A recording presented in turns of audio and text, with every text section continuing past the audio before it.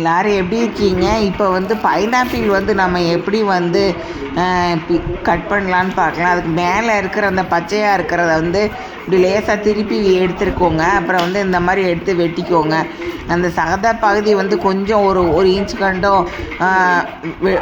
வேஸ்ட்டாக போகிற மாதிரி வெட்டிக்கோங்க. இல்லைன்னா வாயில் வந்து நம்ம சாப்பிடும்போது அந்த வாயில் வந்து அப்படியே ஒரு மாதிரியாக எரிச்சலாக வந்துடும். அதனால் வந்து அந்த மாதிரி பண்ணிக்கோங்க. எல்லா பக்கமும் இந்த மாதிரி வெட்டி எடுத்துகிட்டு அதுக்கப்புறம் வந்து அதில் அந்த நல்லா அந்த சத பகுதியை வந்து அதையும் துண்டமாக வெட்டுங்க. இது விருந்தார் ஆட்சி சமையல் தமிழ் சப்ஸ்கிரைப் பண்ணுங்கள். நன்றி. இந்த மாதிரி வந்து வெட்டி எடுத்துகிட்டு அதுக்கப்புறம் வந்து குழந்தைங்களுக்கு வந்து ஒரு சின்ன கிணத்துல போட்டு கொடுங்க. இல்லைன்னா ஃப்ரிட்ஜில் வச்சுட்டு நல்லா ஜில்லுன்னு கொடுங்க, நல்லா சாப்பிடுவாங்க. இது மாதிரி வெட்டி வந்து ஒவ்வொரு தடவையும் நீங்கள் வாரம் அந்த மாதிரி வந்து சூப்பர் மார்க்கெட்டுக்கு போகும்போது இந்த வாரம் அந்த வாங்கி குழந்தைங்களுக்கு கொடுங்க. இந்த பைனாப்பிளில் வந்து நல்லா வந்து சத்தான ஆகாரம் வந்து அது ஜூஸாகவும் குடிக்கலாம், இல்லைன்னா சும்மாவும் சாப்பிட்லாம், நல்லாயிருக்கும். குழந்தைங்களுக்கு கொடுங்க. நன்றி.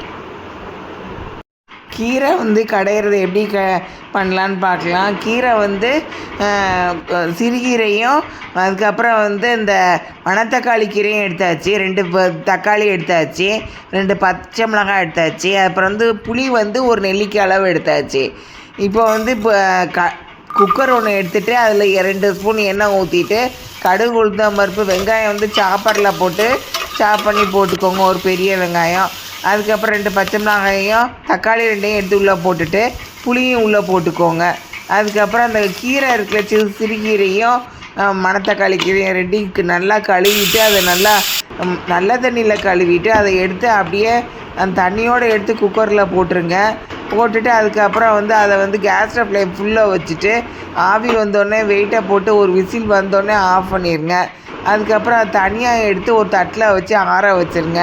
இது மாதிரி வச்சுட்டு அதுக்கப்புறம் வந்து அது நல்லா ஆறுனதுக்கப்புறம் அதை எடுத்து மிக்ஸி ஜாரில் போட்டுட்டு ஒரு ஸ்பூன் வந்து உப்பு வந்து எடுத்து அதில் போட்டுக்கோங்க, ஒரே அரை டீஸ்பூன் வந்து.